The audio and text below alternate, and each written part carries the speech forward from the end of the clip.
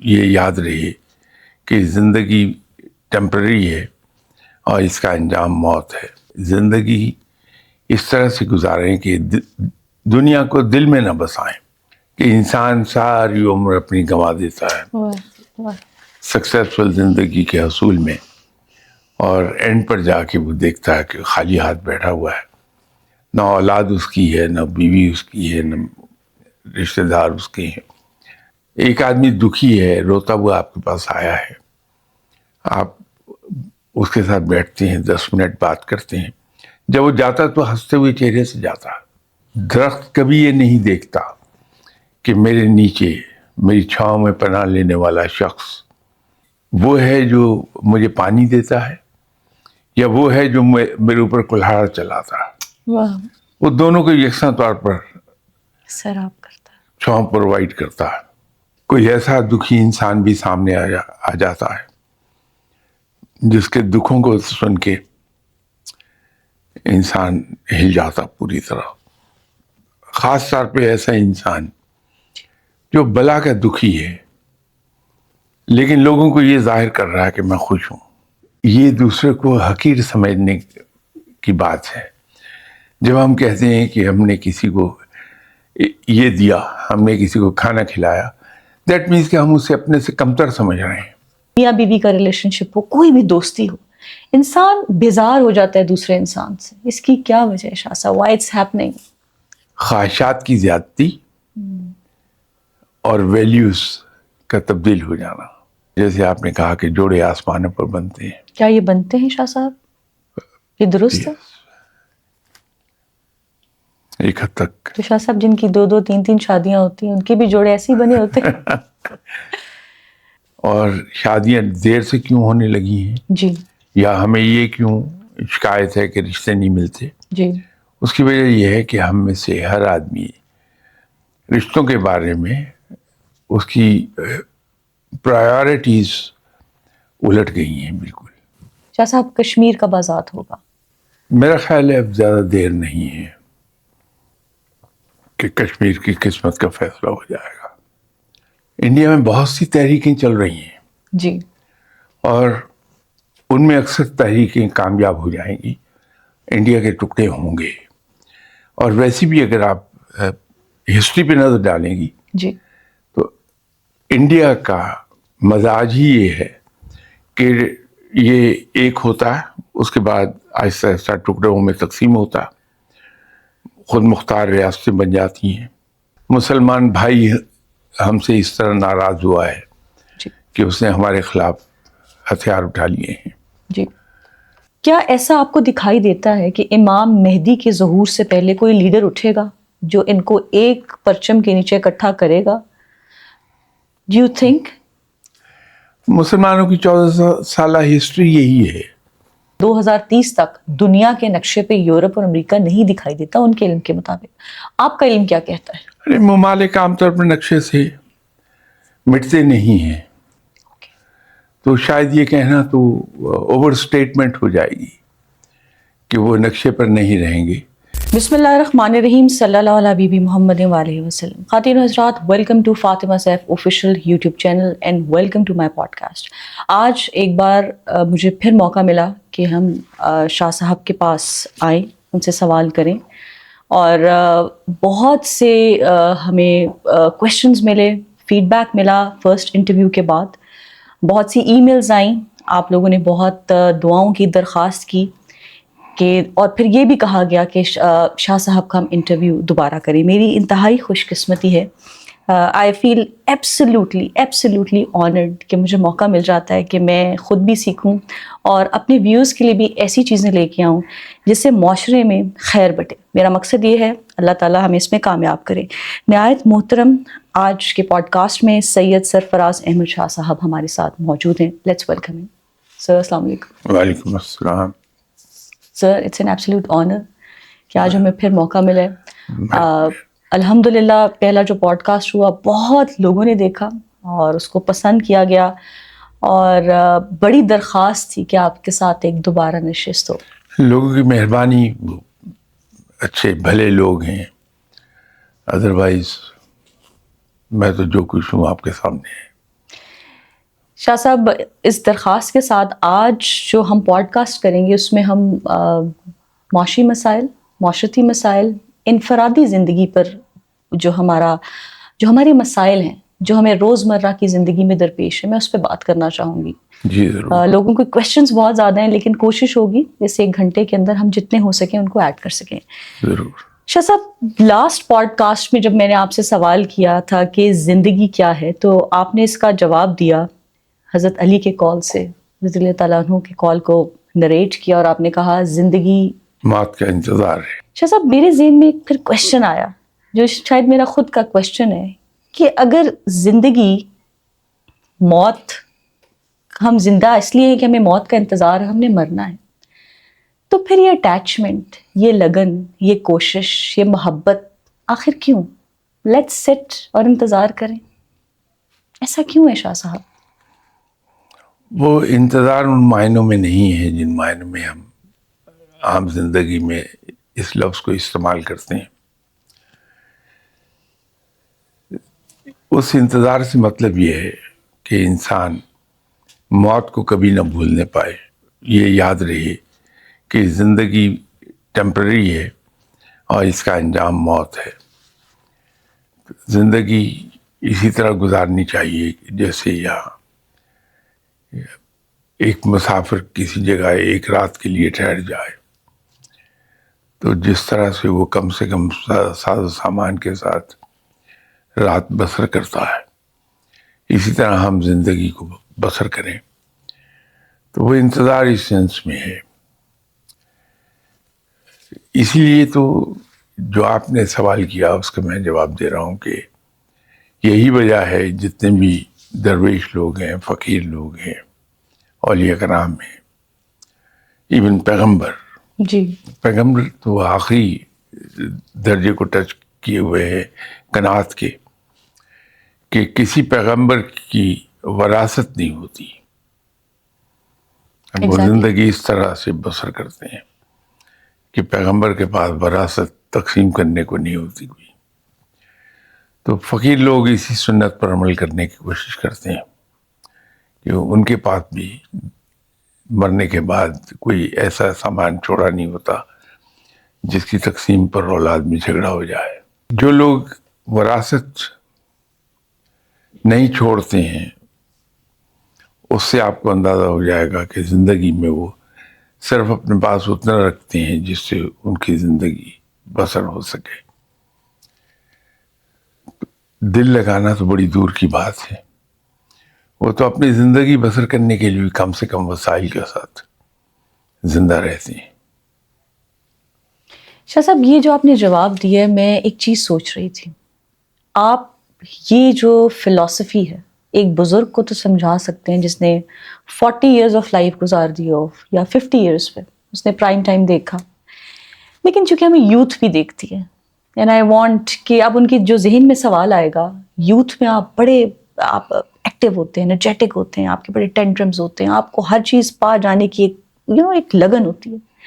جب آپ ایک کسی نوجوان کو یہ تھیوری سمجھاتے ہیں تو وہ جو اس کی ایکسپیکٹیشنز وہاں سے ٹاپ ہائی کلف پہ ہوتی ہیں وہ ایک دم نیچے آ جاتی ہیں. وہ سب کچھ دیر از نو مڈ وے فار ہم اور ہر. آپ اس چیز کو بکاز بہت اس کے اوپر ڈسکشن ہوئی ہے میرے ساتھ، خاص طور پہ جب لڑکے لڑکیاں بیٹھتے ہیں تو کہتے ہیں یار اگر زندگی میں مطلب موت کا ہی انتظار کریں تو پھر کیا ہے، بیٹھ جاتے ہیں آرام سے. اب ہم یوتھ کو کیسے ٹرین کریں کہ بھائی زندگی میں تم نے کمانا بھی ہے، ایک مقام تک بھی پہنچنا ہے، ان کو کیسے ہم سمجھائیں کہ اپنی لگن کو جاری رکھو؟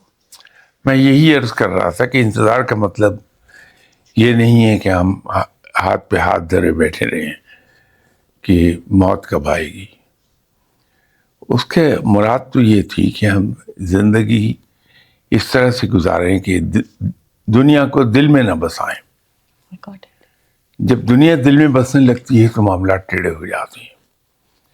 جب تک دنیا کو ہم دنیاوی مال و زر کو ہم یہ سمجھتے ہیں کہ یہ صرف ضرورت کی چیز ہے، دل لگانے کی چیز نہیں ہے، ہم بڑے کمفرٹیبل رہتے ہیں. لیکن جہاں دنیاوی مال و زر سے محبت پیدا ہوتی ہے زندگی ہماری دشوار ہونے لگتی ہے. جہاں تک نوجوان نسل کی بات ہے، ایک بات کلیئر ہے ہمارے دماغ میں کہ ایک ہیپی لائف وہ ایک چیز ہے، ایک سکسیسفل لائف وہ ایک چیز ہے، اور ایک خواہشات سے بھری ہوئی زندگی وہ ایک چیز ہے۔ ان تینوں ٹائپ کی دنیاؤں کو اگر ہم سامنے رکھیں تو جو ہیپی لائف ہے جی وہ سب میں بہترین ہے۔ سکسیسفل لائف ضروری نہیں کہ ہیپی لائف بھی ہو، اور عام طور پر نہیں ہوتی، کہ انسان ساری عمر اپنی گنوا دیتا ہے واہ واہ سکسیسفل زندگی کے حصول میں، اور اینڈ پر جا کے وہ دیکھتا ہے کہ خالی ہاتھ بیٹھا ہوا ہے، نہ اولاد اس کی ہے، نہ بیوی اس کی ہے، نہ رشتہ دار اس کے ہیں۔ ہر آدمی شاکی ہے کہ یہ اپنے آپ کو سمجھتا کیا ہے، اس کے پاس ہمارے لیے وقت نہیں ہے۔ اس لیے کہ جب آپ ایک سکسیسفل لائف کی طرف جاتے ہیں تو پھر آپ دن رات اس کو مشن سمجھ کے ادھر کو لگے رہتے ہیں، اور اس کے نتیجے میں تمام لوگوں کو گلے شکوے شروع ہو جاتے ہیں۔ لیکن ہیپی لائف اور ہے، ایز لانگ ایز آپ سیٹسفائیڈ ہیں اندر سے، وہ ہیپی لائف ہے۔ لیکن سکسیسفل لائف بالکل مختلف ہے اس سے۔ تو ہمیں ہیپی لائف کے لیے کوشش کرنی چاہیے۔ And what is happy life according to you? What is happiness? خوشی کیا ہے شاہ صاحب؟ جیسے ابھی میں نے عرض کیا کہ جب آپ اندر سے مطمئن ہیں، دل آپ کو مطمئن ہے کہ میں کمفرٹیبل ہوں، وہ خوشی کا باعث ہے۔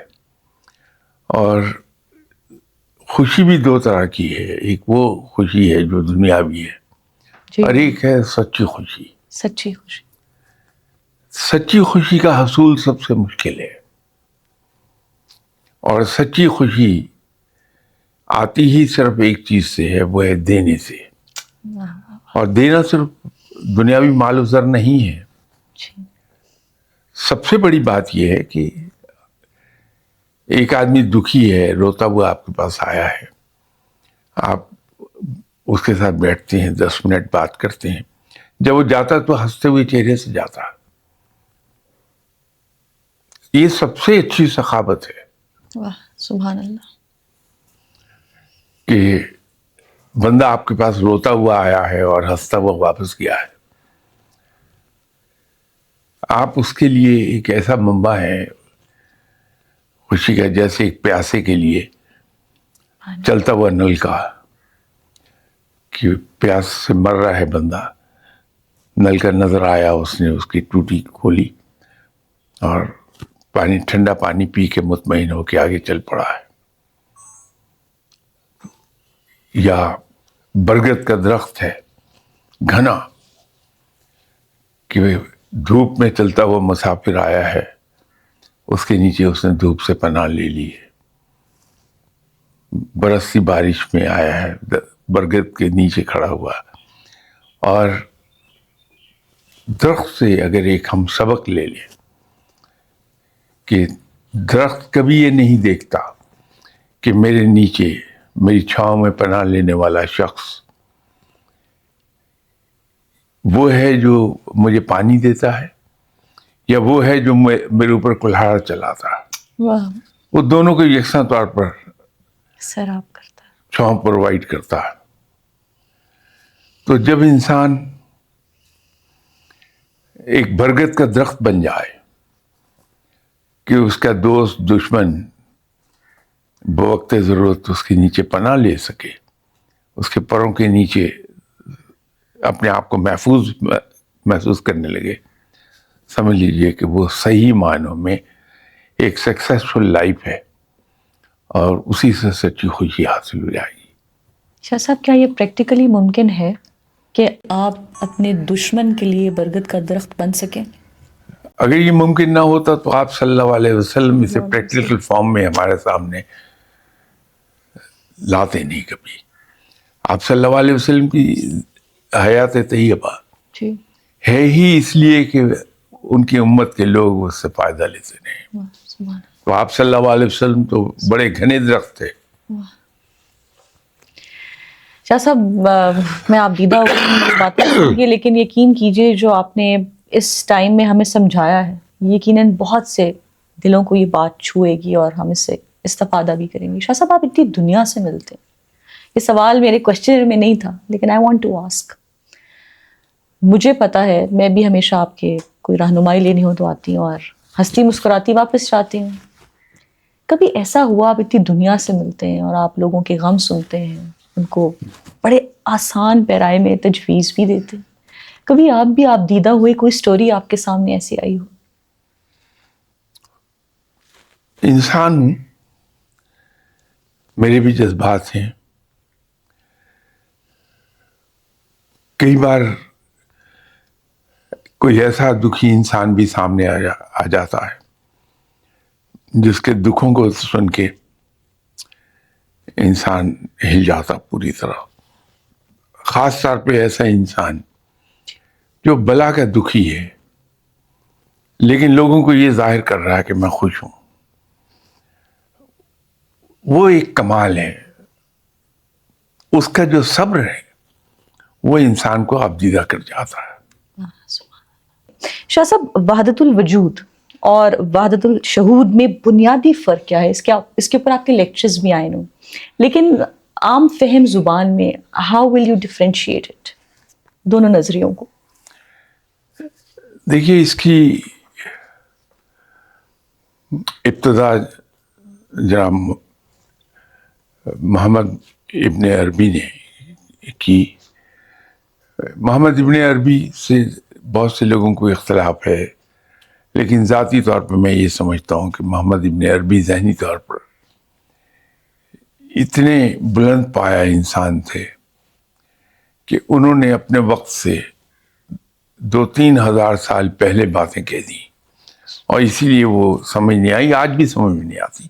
ہو سکتا ہے کہ آج سے 200-400 سال کے بعد لوگ ان کی باتوں کو سمجھ پائیں.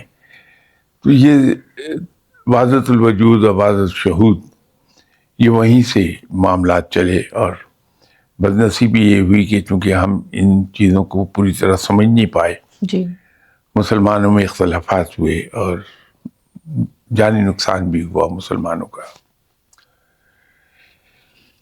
ان کا کہنا یہ تھا کہ وحدت الوجود وہ یہ ہے کہ ہر چیز میں رب ہے، ہر چیز رب سے قائم ہے، اس کے اندر رب ہے. اور وحدت الشہود سے ان کی مراد یہ تھی کہ ہر تخلیق مظہر ہے رب تعالیٰ کی وجود کا. باریک سا فرق ہے جی صاحب. لیکن یہ سمجھ میں آتا نہیں ہے جو اس پہ ڈسکشن کرتی چلی جائے. اس لیے جب بھی کبھی کسی نے مجھ سے سوال پوچھا تو میری کوشش یہ ہوتی ہے میں اسے صرف ڈیفائن کر دوں، اس سے آگے نہ جاؤں کہ اس سے اختلافات پیدا ہوتے ہیں. ٹھیک ہے. تو مسلمانوں کے درمیان تو پہلے ہی بہت سے اختلافات ہیں، جی مزید کیوں اضافہ کیا جائے. اس لیے صرف ڈیفینیشن کی حد تک میں رہ جاتا ہوں. جی اور ڈیفینیشن بھی میں اپنے الفاظ میں انتہائی سادہ لفظوں میں کر دیتا ہوں جی تاکہ کہیں کوئی گڑبڑ ہونے نہ پائے. ٹھیک ہے. شاہ صاحب معرفت کے بارے میں بڑی بات کی جاتی ہے. شاہ صاحب یہ رب کی معرفت کا حاصل کرنا، اس کا کیا مفہوم ہے اور کیسے حاصل کی جا سکتی؟ دیکھیے یہ ٹرمنالوجی کی بات ہے. جی اس کو تصوف کہہ لیجئے، جی اس کو روحانیت کہہ لیجئے، اس کو معرفت کہہ لیجئے، کچھ ہی نام دے لیجئے اسے آپ. جی الفاظ کا کھیل ہے. مراد یہ ہے قرب الہی حاصل کیا جائے. اوکے. اب وہ قرب الہی حاصل کرنے میں آ کے بہت سی چیزیں ٹیڑھی بھی ہو جاتی ہیں اور سیدھی بھی ہو جاتی ہیں. کم علم آدمی میرے جیسا جو ہے وہ جب روحانیت میں جاتا ہے جی تو اگر اسے کچھ تھوڑا سے بھی روحانیت کا علم حاصل ہو جائے جی اسے ہی وہ بہت سمجھ بیٹھتا ہے اور نتیجہ ہوتا ہے کہ وہ اس سے آگے وہ بھٹکنا شروع کر دیتا ہے. ذرا سا اس کے اندر علم آ جائے، لوگ احتراماً اسے سلام کرتے ہیں. قصور لوگوں کا نہیں ہے، قصور اس شخص کا اپنا ہے کہ اس کے پاس علم کم ہے. اس کو جو سلام ہوتے ہیں اس سے وہ اپنے آپ کو کچھ کا کچھ سمجھنے لگتا ہے. جبکہ واقعتاً جن لوگوں کے پاس علم آتا ہے، علم تکبر کا دشمن ہے. عالم کبھی متکبر نہیں ہوتا. میں اسی لیے ایک بات کہا کرتا ہوں کہ جہالت بہت بری چیز ہے، لیکن کم علمی اور اس پر اپنے آپ کو بہت کچھ سمجھنا یہ زہر ہے. زہر. ٹھیک ہے، ٹھیک ہے. تو انسان کے پاس جب علم کم ہوتا ہے جی. تو پھر وہ بھٹکتا ہے. اور روحانیت میں لوگ اسی لیے اکثر بھٹک جاتے ہیں کہ وہ علم پوری طرح حاصل نہیں کر پاتے. لیکن جن لوگوں کو علم کافی مل گیا، جی. آپ انہیں دیکھیے، ان میں عاجزی ہوگی بہت.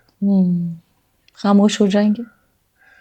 خاموش بھی ہو جائیں گے، عاجزی ہوگی. جی. اور ان کے اندر ایک کمال کی چیز اللہ پیدا کر دیتا ہے جی. کہ وہ اپنے آپ کو سب سے چھوٹا سمجھتے ہیں. ان کو ہر کوئی اپنے سے بڑا نظر آتا ہے. یہ ان کے بڑے ہونے کی نشانی ہے. وہ آدمی جو دوسروں کو اپنے سے بڑا سمجھتا ہے وہ واقعتاً بڑا آدمی ہے. تو شاہ صاحب، یہ ایک انگلش کی ٹرمینالوجی ہے، inferiority complex. How will you differentiate? نہیں، وہ بہت عاجزی میں اور اس میں بڑا فرق ہے. واٹ از دا ڈفرنس شاہ صاحب؟ جو احساس کمتری ہے، جس کو انگریزی میں انفیریورٹی کمپلیکس کہتے ہیں، اس سے جس آدمی میں وہ ہو، جی. وہ لوگوں کو سے بات نہیں کر سکتا Okay. اس ڈر سے کہ میری زبان سے کوئی غلط بات نہ نکل جائے، میں کوئی بے وقوفی کی بات نہ کہہ دوں. وہ گھبراتا ہے دوسروں سے. جس میں عاجزی ہے وہ گفتگو تو کرتا ہے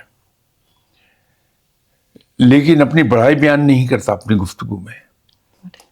وہ اپنے قصے کہانیاں نہیں سناتا جس سے اس کی بڑائی کا اظہار ہو رہا ہو. وہ عاجزی ہے.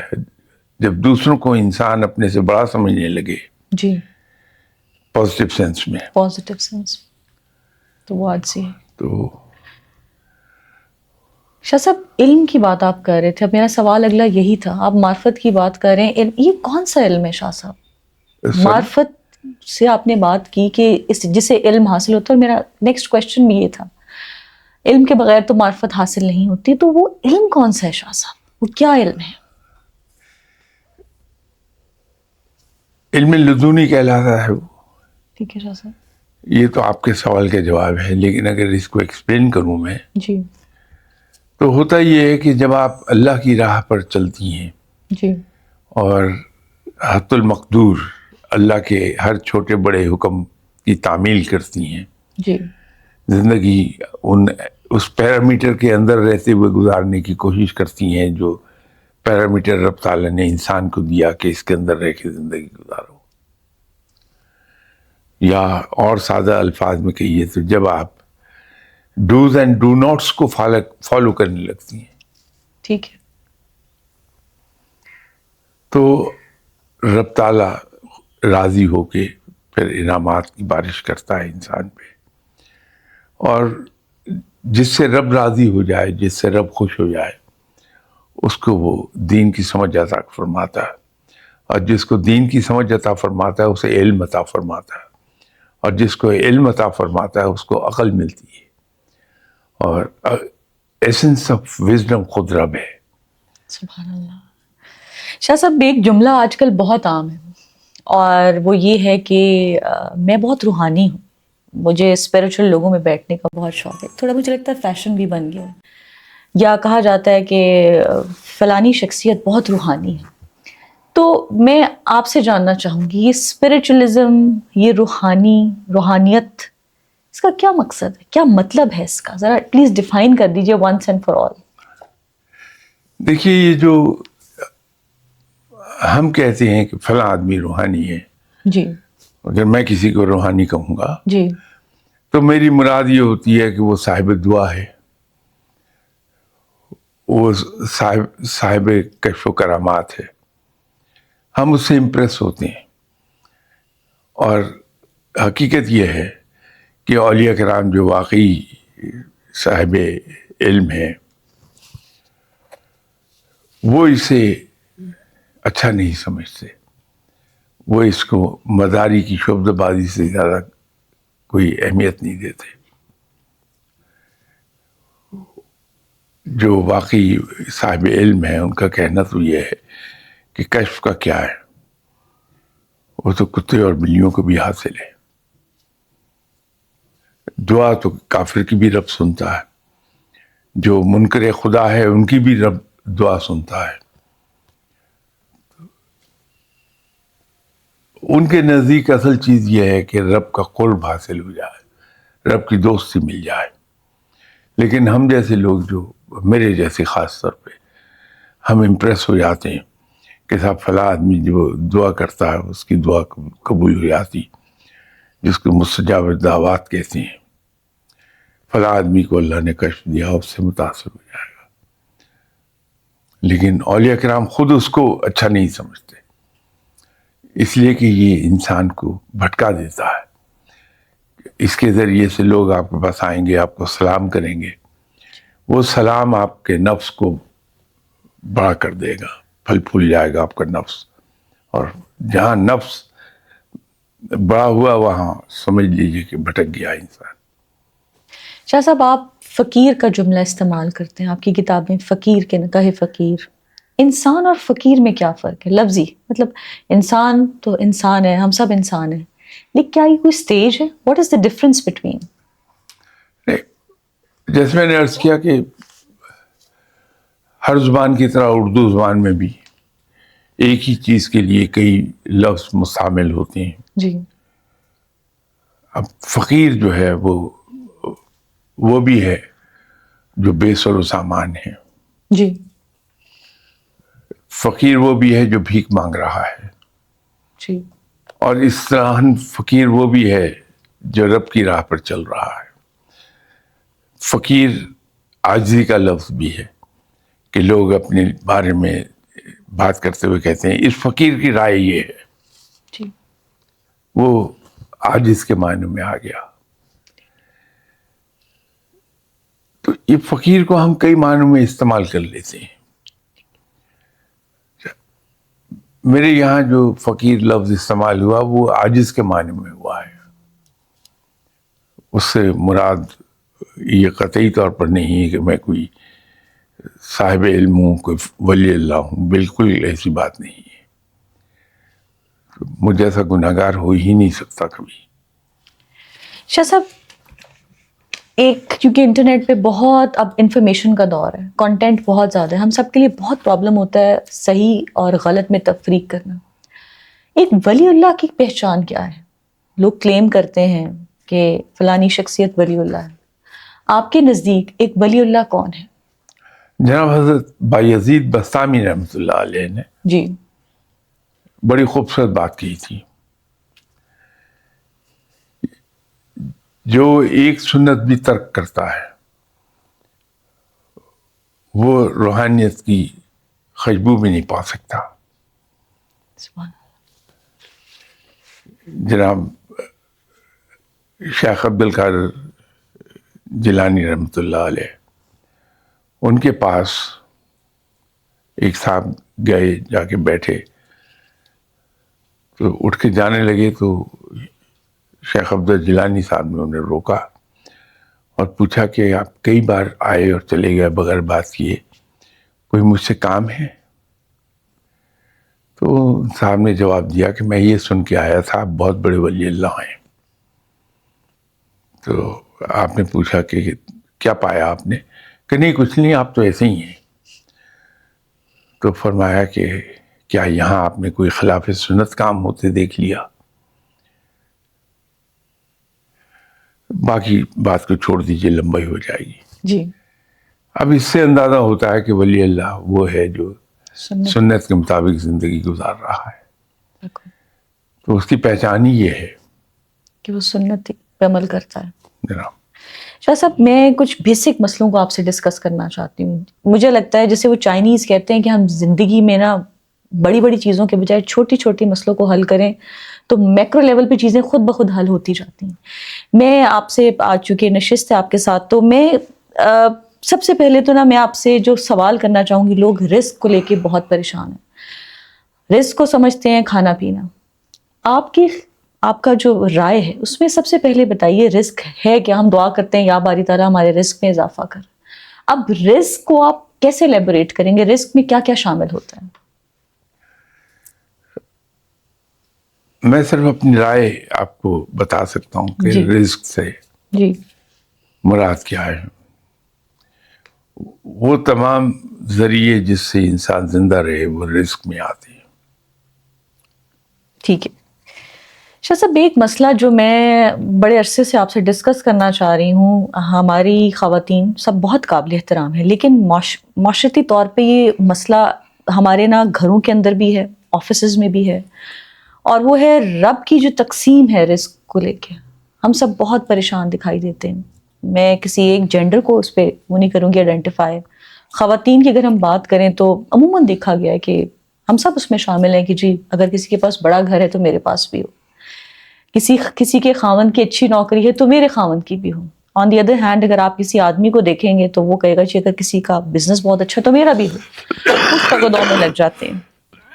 اگر آپ یوتھ کی بات کریں, اب سکولز میں بھی میں نے ایسے کچھ انفارمیشن لی ہے, اگر ایک بچے کے پاس اچھا موبائل ہے تو اسی کا کلاس میٹ یہ کوشش کرے گا کہ میرے پاس بھی اچھا موبائل ہو.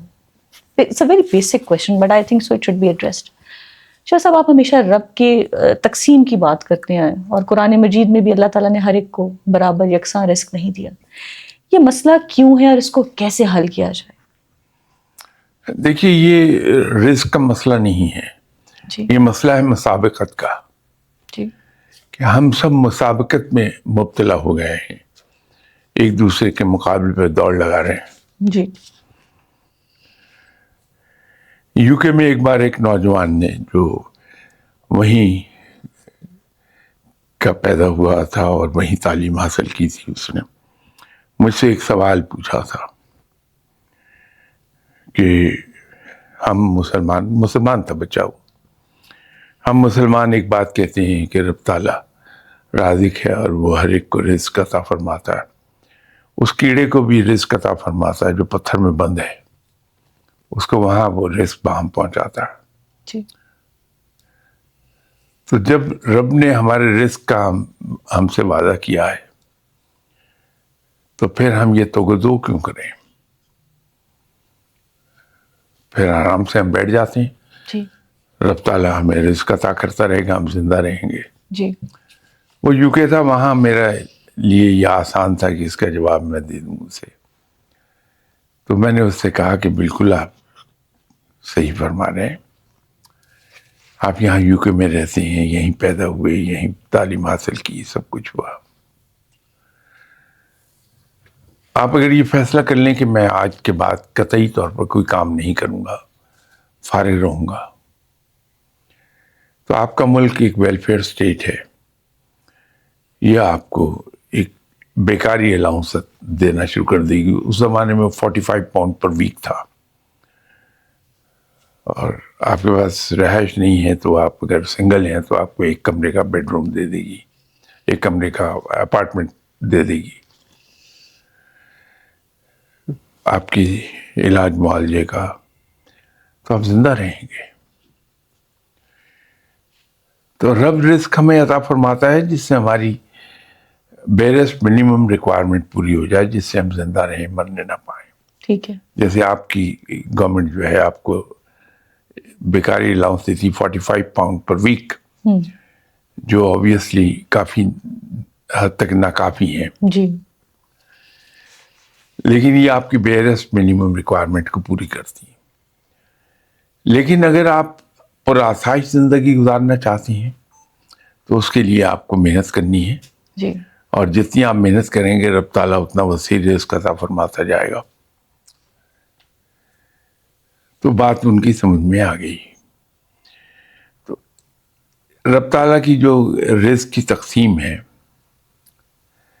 وہ ایک حد تک ہے، اس کے بعد اس کو مشروط رب نے کر دیا ہماری قابلیت اور ہماری محنت کے ساتھ، ویری رائٹ، کہ رب تعالیٰ ہماری محنت کے جواب میں.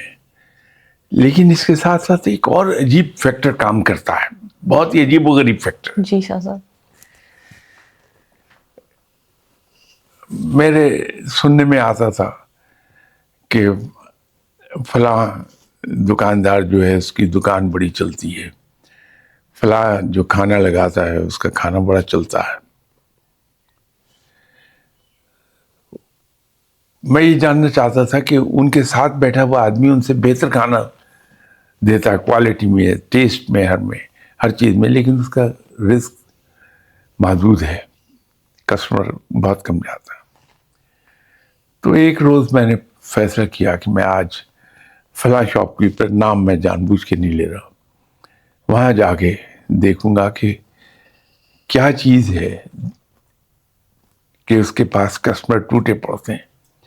تو جا کے میں ذرا سا 10 قدم دور کھڑا ہو گیا اور اس کو واچ کرتا رہا.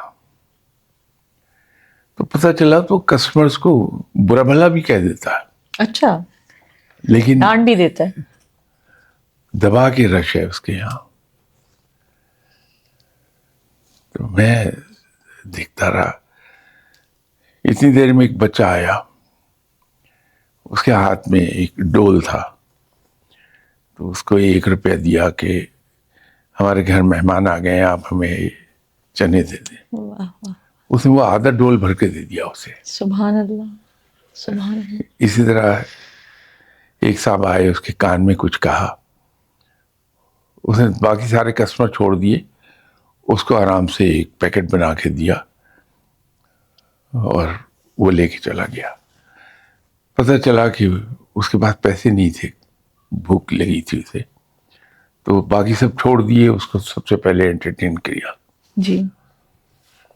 اسی طرح نیکسٹ چھٹی والے دن میں ایک دوسری شاپ پر چلا گیا. جی. ایسے کئی لوگوں کو میں نے وزٹ کیا. جی. ان سب کے یہاں ایک کامن چیز پائی کہ وہ جن کے وسائل کم ہیں، لیس فارچونیٹ لوگ، ان کو کھلے ہاتھ سے دے رہے ہیں.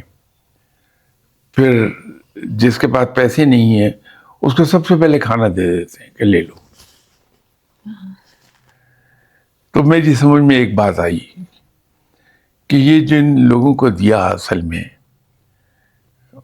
ان کی تقدیر کا بھی رزق کسی کو مل گیا ہے، کہ اللہ ایک کے جواب میں 10 عطا فرماتا. تو اس نے اللہ کو ایک ادھار دیا، اس نے 10 کر کے واپس کر دیا اسے. سبحان اللہ. تو یوں اس کا کام چل رہا ہے. تو بسا اوقات ایسا بھی ہو جاتا ہے، کئی لوگ ایک سوال پوچھتے ہیں کہ وہ فلاں صاحب تو کچھ اور ایسی عادتوں میں مبتلا ہے جو اسلام نے منع کیا، جی. لیکن آپ دیکھیے اس پہ رحمت کتنی ہے اللہ کی. کوشچن آتا ہے. ٹرو شاہ صاحب، آئی گاٹ اٹ. تو میں ان سے ایک جواب دیا کرتا ہوں کہ آپ ظاہری طور پہ سرسری نظر سے دیکھ رہے ہیں، ذرا گہرائی سے دیکھیے تو آپ کو پتہ چلے گا کہ اپنے کسی یتیم بھتیجے بھانجے کو، کسی بیوہ بہن کو، کسی نادار رشتہ دار کو وہ لک آفٹر کر رہا ہے خوش دلی کے ساتھ. یہ شرط ہے، خوش دلی کے ساتھ، خوش دلی اور رازداری کے ساتھ، اور رازداری کے ساتھ. تو رب تعالیٰ اس کا انعام اسے دیے جا رہا ہے. تو بسا اوقات یہ بھی ہوتا ہے کہ انسان کو رزق تو مل رہا ہوتا ہے اس کی محنت کے مطابق، لیکن اضافی رزق آ رہا ہوتا ہے اس لیے کہ وہ خلق خدا کے لیے مہربان ہے. آپ اپنے گھر میں کبھی آزما کے دیکھ لیجئے جی. کہ جو کھانا آپ کے یہاں بنتا ہے آپ کے لیے رات کو یا صبح ناشتے میں، اس میں سے 1-2 لوگوں کو اللہ کے نام پہ بھجوا دیں، لیکن بڑے احترام کے ساتھ. جہاں ہم سے غلطی ہوتی ہے وہ یہ ہے کہ ہمارا مہمان آ جائے تو ہم بہترین کراکری نکالیں گے اس کے لیے, بہترین کٹلری نکالیں گے, بڑی اچھی جگہ پر اسے بٹھا کے کھانا کھلائیں گے بڑے احترام کے ساتھ. لیکن جس کو اللہ کے نام پہ دے رہے ہیں وہ تو اللہ کا مہمان ہے, اللہ سبحان اللہ. اور اس کو ہم سرسری انداز میں سرو کر رہے ہیں, جبکہ وہ ڈیزرو کرتا ہے کہ ہمارے اپنے مہمان سے زیادہ اس کو لک آفٹر کیا جائے, اس کو احترام دیا جائے. تو آپ پورے احترام اور رازداری کے ساتھ, رازداری کے ساتھ, Yes, That's the یہ point. بڑی اہم چیز ہے جی کہ خود اتنی رازداری کہ خود آپ کی ذات کو پتہ نہ چلنے پائے کہ میں کسی کو کچھ دے رہی ہوں. جی. تو آپ یہ کر کے دیکھیے آپ کے رزق میں اضافہ کتنی تیزی سے ہوتا ہے. ایسا مجھے کہنا تو نہیں چاہیے, کیونکہ رازداری کی آپ نے بات کی تو ہم کا لفظ میں استعمال کرتی ہوں, لوگوں کی بات نہیں کرتی. یہ بھی کہتے ہم سب نے ایک دوسرے کو سنا ہے کہ میں نے فلاں کو کھانا کھلایا. شاہ صاحب, یہ ختم ہونی چاہیے چیزیں ہمارے معاشرے سے. دیکھیے اس کو میں لوگوں سے کہنے کی کوشش کرتا ہوں بات کہ یہ دوسرے کو حقیر سمجھنے کی بات ہے. جب ہم کہتے ہیں کہ ہم نے کسی کو یہ دیا, ہم نے کسی کو کھانا کھلایا, دیٹ مینس کہ ہم اسے اپنے سے کمتر سمجھ رہے ہیں, جبکہ اس میں اور ہم میں فرق کوئی نہیں ہے. بات یہ ہے کہ ہم سب اللہ کے در کے فقیر ہیں, اللہ کے در کے بھکاری ہیں. جو سائیکل ہے وہ بھی اللہ کے در کا بھکاری ہے, بالکل. جو داؤد ہیں وہ بھی اللہ کے در کے بھکاری ہیں. اس میں اور ہم میں کیا فرق ہے؟ جو ہمارے پاس آیا ہے کہ مجھے بھوک لگی ہے, وہ خود نہیں آیا, اس نے رب سے کہا ہے اور رب نے اس کو ہماری طرف ری ڈائریکٹ کر دیا. سبحان اللہ. تو وہ رب کا بھیجا ہوا مہمان ہے, اس کو ہم حقیر کیسے سمجھ سکتے ہیں؟ سبحان اللہ. شاہ صاحب, اگلا سوال ایک ایسا سوال ہے جو ہمیں تربیت دی جاتی ہے کہ اگر کوئی جھگڑا ہو رہا ہو, یہ کچھ خواتین کا بھی سوال ہے آپ سے, تو خاموشی, خاص طور پہ میاں بیوی کے ریلیشن کو ہم محدود نہیں کرتے, آفیسز میں بھی دیکھ لیں, کہیں بحث ہو رہی ہو تو ایک بندے کو خاموش ہو جانا چاہیے. اگریڈ. لیکن شاہ صاحب, اب یہ بھی دیکھا گیا کہ جو خاموش ہو جاتا ہے اس کی خاموشی کو لینینسی یا کمزوری سمجھا جاتا ہے. ایسی سچویشن میں جہاں پہ ایک بندہ یہ آزمائے کہ وہ خاموش ہو جائے, اور وہ یہ دیکھ رہا ہے کہ اگلا بندہ مسلسل اس کے ساتھ لڑ رہا ہے, اس کی خاموشی کو مجبوری یا کمزوری سمجھ کے, تو سننے والے کا رد عمل کیا ہونا چاہیے؟ کیا اسے بولنا نہیں چاہیے, جواب نہیں دینا چاہیے؟ اسے ایک یقین رکھنا چاہیے کہ حق کو بلند کر کے رہتا ہے رب تعالیٰ. یہ ہو نہیں سکتا کہ حق کو رب بلند نہ کرے. تو جو آدمی خاموش ہو رہا ہے لیکن حق پر ہے, تو سونر اور لیٹر وہ عزت پائے گا. وہی لوگ جو آج اس کو باتیں بنا رہے ہیں کل اس کے پیچھے پھرتے ہوئے نظر آئیں گے آپ کو. جی, یہ رب کا اصول ہے. صبر چاہیے, صبر چاہیے. اور خاص طور پہ اگر ہم اس کو میاں بیوی کے ریلیشن شپ پہ, بیکاز بہت زیادہ ڈیورس ریٹ بڑھ گیا ہے, خواتین کی یا مرد کی بھی ہوتی ہے کہ جی بیوی بہت زبان درازی کرتی ہے, یا عورتوں کا مسئلہ ہوتا ہے جی کہ وہ ہم سے بہت سخت ہیں, اور لڑائی ہوتی ہے تو ہم خاموش ہو جاتے ہیں, اور دوبارہ سے خاموشی پہ بھی وہ خاموش نہیں ہوتے. Let's address this issue today to help people out there. جیسا کیا طرز عمل ہونا چاہیے, بیکاز خاموشی کو لینینسی سمجھا جاتا ہے. نہیں, لینینسی نہیں سمجھا جاتا, وہاں خود ہم غلطی کر رہے ہیں. آپ مزاج کی کتنی ہی تند کیوں نہ ہوں, آپ کے مزاج میں کتنی ہی سختی کیوں نہ ہو, آپ بغیر کسی وجہ پہ مجھ پہ بگڑ نہیں سکتی. کہیں نہ کہیں مجھ سے غلطی ہوئی ہے تو آپ بگڑی ہیں, ورنہ نہیں بگڑیں گی کبھی. تو اگر میں نے یہ دیکھ لیا کہ آپ اگر مجھ سے برہم ہو رہی ہیں تو مجھ سے کہاں پر کیا غلطی ہوئی تھی, تو میں اس کے لیے سوری کر لوں آپ سے, آپ خاموش ہو جائیں گی. ایسا ہے. رائٹ. اگر میں نے کہہ دیا آپ سے کہ سوری, مجھے اندازہ اس وقت احساس نہیں ہوا, اب احساس ہو رہا ہے مجھ سے وہ غلطی ہوئی تھی, تو میں معذرت چاہتا ہوں اور کوشش کروں گا آئندہ نہ ہو. کتنے ہی تند مزاج انسان کیوں نہ ہو, وہ پھر آگے بول نہیں پاتا, خاموش ہو جاتا. تو پہلے بات یہ ریئلائز کیجئے کہ ہم سے غلطی کہاں ہو رہی ہے. شاہ صاحب, آج کل ایک سوال ہے, ایک کوشچن آیا تھا جو میں کرنا چاہ رہی ہوں. کہا جاتا ہے کہ انسان اکتاہٹ کا شکار ہے, بیزار ہو گیا رشتوں کو لے کے. Everything seems to be disposable. ایک وقت ہوتا تھا ہمارے بڑوں کے گھر ہوتے تھے آبائی, ان میں سب مل کے رہتے تھے, ان کو پریزرو رکھتے تھے, پرانی گاڑی ہوتی تھی اس کو بھی رکھتے تھے. اب رشتوں میں نا ہم بے چین ہیں, وی نیڈ چینج. جیسے ڈسپوزیبل پلیٹ میں ہم کھانا کھاتے ہیں اور اس کو ڈسپوز آف کر دیتے ہیں, اسی طرح یہ دیکھا جا رہا ہے کہ اب میاں بیوی کا ریلیشن شپ ہو, کوئی بھی دوستی ہو, انسان بیزار ہو جاتا ہے دوسرے انسان سے. اس کی کیا وجہ ہے شاہ صاحب, وائی اٹس ہیپننگ؟ ایک سیدھا سا جواب تو اس کا یہ فرسٹریشن. اب سوال یہ اٹھتا ہے وائی دس فرسٹریشن, جی, پہلے کیوں نہیں تھی؟ پہلے کیوں نہیں تھی؟ ایگزیکٹلی. اس کی وجہ یہ ہے دو چیزیں, خواہشات کی زیادتی اور ویلیوز کا تبدیل ہو جانا.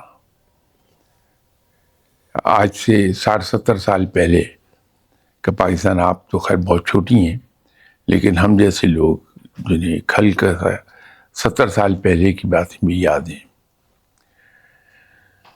اس وقت تمام تر زور مورل ویلیوز پر تھا, ان کی بڑی اہمیت تھی. وقت بدلا, آہستہ آہستہ ہم میٹریل چیزوں کی طرف جانا شروع ہو گئے. اب میٹریل چیزیں ہمارے ذہن پہ سوار ہیں, خواہشات کی زیادتی ہو گئی ہے. جی, ضروری نہیں کہ ہر خواہش ہر انسان کی پوری ہو. تو خواہشات جب پوری نہیں ہوتی تو فرسٹریشن آتی ہے. پھر انسان اپنی بہتر مادی زندگی کے لیے ذرائع ڈھونڈتا ہے, تو اس کا ذریعہ یہ دوسروں سے علیحدہ ہو جائے, ان کا بوجھ تو ہم پر سے اترے.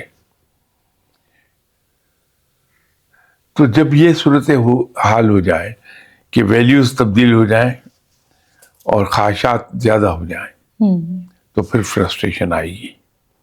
تو جب فرسٹریشن آئے گی تو پھر رشتوں میں دراڑ آتی ہے.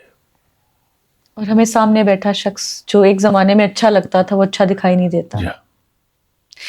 شاہ صاحب, والدین بچوں کی شادی کو لے کے بہت پریشان ہیں. آپ کسی سے بھی پوچھیں تو ایک جملہ بڑا عام ہے کہ جی اچھے رشتے نہیں ملتے. ایک تو یہ بتا دیجئے, میں جلدی آپ سے سوال کروں گی کہ کیا وجہ ہے, وقت مقرر پہ شادی ہوتی ہے, اس کے لیے والدین کو پریشان ہونا چاہیے یا نہیں ہونا چاہیے؟ جوڑے آسمانوں پہ بنتے ہیں. دیکھیے, کوشش کرنا مسلمان پر فرض ہے, ٹھیک ہے, محنت کرنا مسلمان پہ فرض ہے. ٹھیک ہے, کوشش تو ہمیں ضرور کرنی چاہیے, لیکن اس کے ساتھ ساتھ دو باتیں یاد رکھنی چاہیے. جی, کہ ایک تو ہر کام کا ایک وقت مقرر ہے, اس نے اپنے وقت مقرر پہ ہونا ہے. جی. دوسرا, جیسے آپ نے کہا کہ جوڑے آسمانوں پر بنتے ہیں, کیا یہ بنتے ہیں شاہ صاحب؟ یہ درست ہے؟ ایک حد تک. تو شاہ صاحب جن کی 2-2 3-3 شادیاں ہوتی ہیں ان کے بھی جوڑے ایسے ہی بنے ہوتے ہیں؟ وہ ایک علیحدہ ایشو ہے, اس کو وہ ایشو علیحدہ سے ڈسکس کر لیتے ہیں. تو یہ صورتحال جی اس وقت پیدا ہوتی ہے جب اللہ پر بھروسہ ختم ہو جائے, تو پھر ہم بے چین ہو جاتے ہیں. جی, آؤٹ آف فرسٹریشن اکثر اوقات غلط فیصلے کر جاتی ہے. اور شادیاں دیر سے کیوں ہونے لگی ہیں, جی, یا ہمیں یہ کیوں شکایت ہے کہ رشتے نہیں ملتے, جی, اس کی وجہ یہ ہے کہ ہم میں سے ہر آدمی رشتوں کے بارے میں اس کی پرائیورٹیز الٹ گئی ہیں بالکل.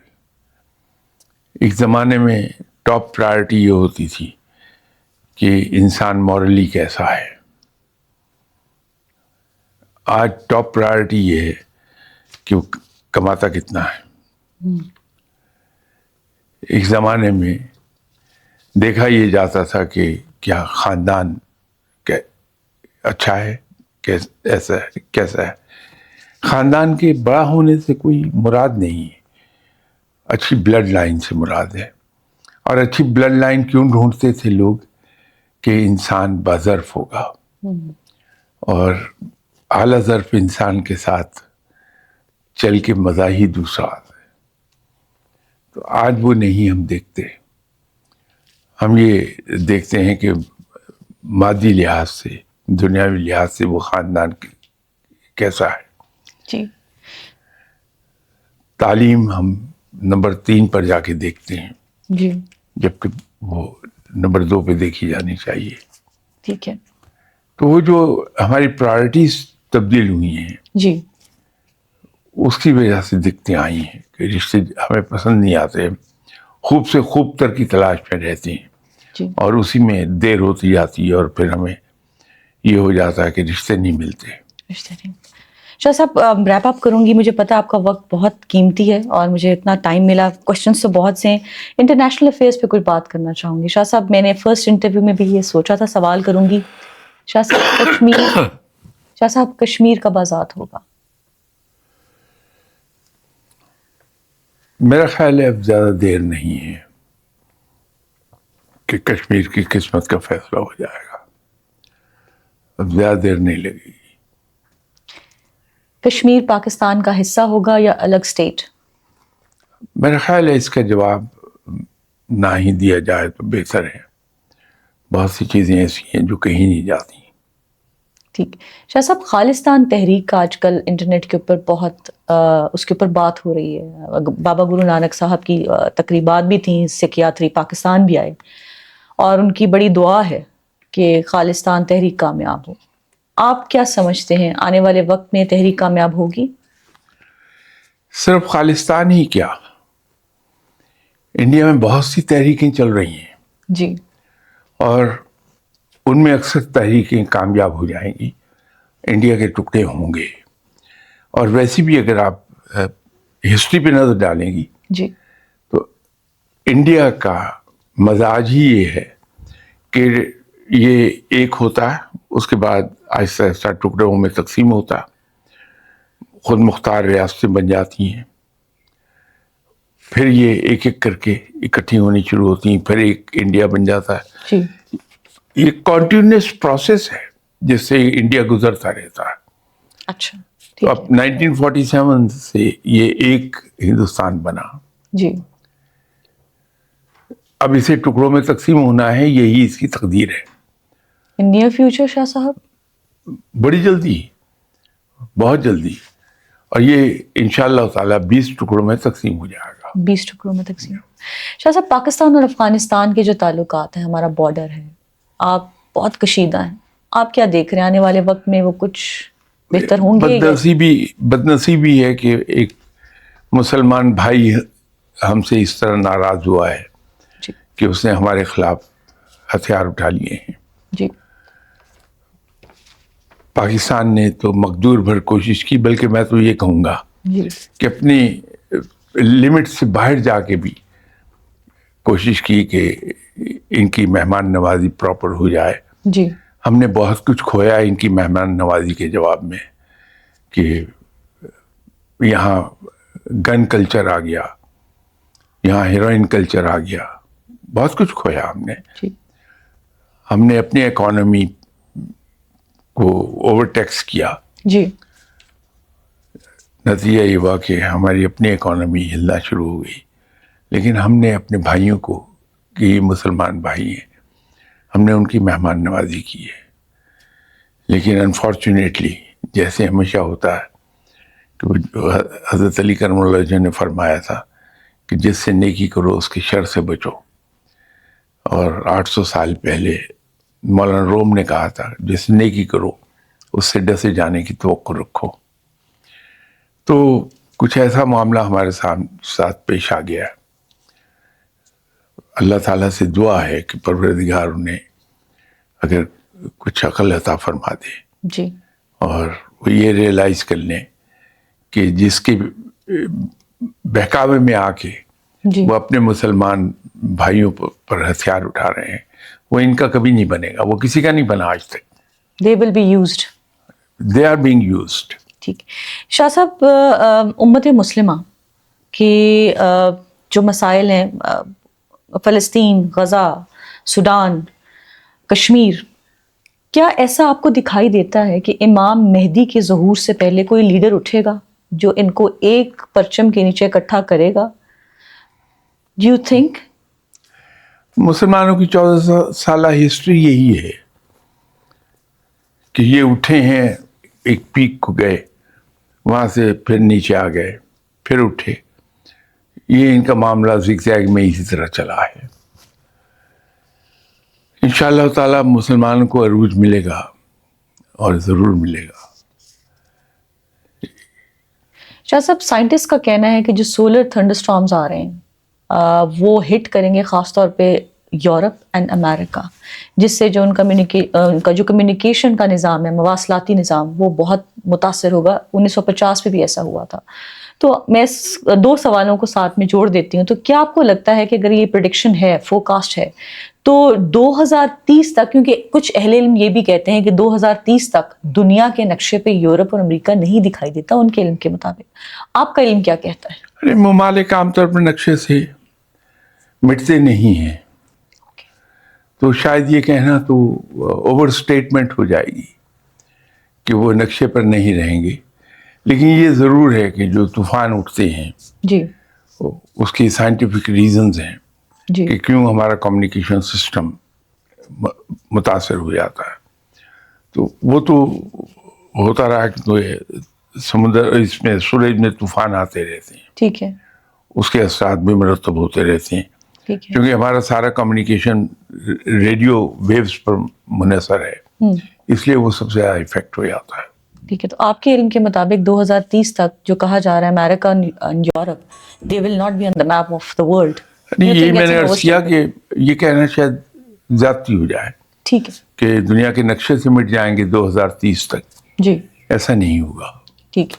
شاہ صاحب یہ بتائیے گا کہ 2026 انشاءاللہ تعالیٰ پاکستان کے لیے اگر آپ پرائرٹائز کریں، ٹاپ 3 چیزیں آپ جو پرومیننٹ دیکھتے ہیں آپ کے علم کے مطابق کیا دکھائی دیتی ہیں؟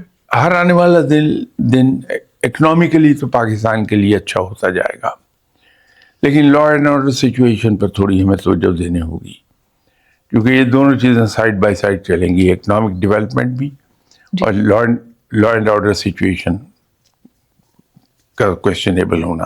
ٹھیک ہے. تو اس پر ہمیں توجہ دینا ہوگی. اکنامیکلی تو پاکستان اوپر اٹھتا جائے گا، اور سال، 1.25 سال، 1.5 سال کے بعد پاکستان اکنامیکلی بڑا اسٹرانگ ہو جائے گا انشاءاللہ. انشاءاللہ تعالیٰ. شاہ صاحب یہ بتائیے گا کہ جاتے جاتے آپ ہمارے جو ویورز ہیں ان کے لیے کوئی خاص میسج دینا چاہیں، اور میں اس میں ایڈ بھی کرنا چاہوں گی کہ آپ کا جو فرسٹ پوڈ کاسٹ تھا، بہت سے انڈیا میں جو موجود ہیں مسلمان، انہوں نے آپ کو یہ پیغام بھیجا، اور میں امانت سمجھتی ہوں کہ میں نے ان سے کمٹ کیا تھا کہ شاہ صاحب سے کہیے کہ ہمارے لیے جو ہمیں مشکلات ہیں وہاں پر ہمارے لیے خاص الخاص دعا کریں. اللہ تعالیٰ ضرور ان کی مدد کو آئے گا، ضرور مدد فرمائے گا، ان کی مشکلات دور ہوں گی. میری انہی سے استدعا ہے کہ دعا کریں کہ پاکستان دن بدن مضبوط سے مضبوط تر ہوتا چلا جائے، اس لیے کہ ایک مضبوط پاکستان ان کی تکلیفوں کے خاتمے کی ضمانت ہے. تھینک یو سو مچ شاہ صاحب. اٹس این ایبسلیوٹ آنر کہ آج بھی آپ ہمارے ساتھ پوڈ کاسٹ میں تھے، بہت مہربانی. اور ہمیں ایسا موقع دیتے رہیے گا. یہ گزارش ہے، ایک ہمبل گزارش ہے. ضرور. انشاءاللہ دوبارہ ملاقات ہوگی. فاطمہ سیف کو اجازت دیجیے. اللہ نگہبان.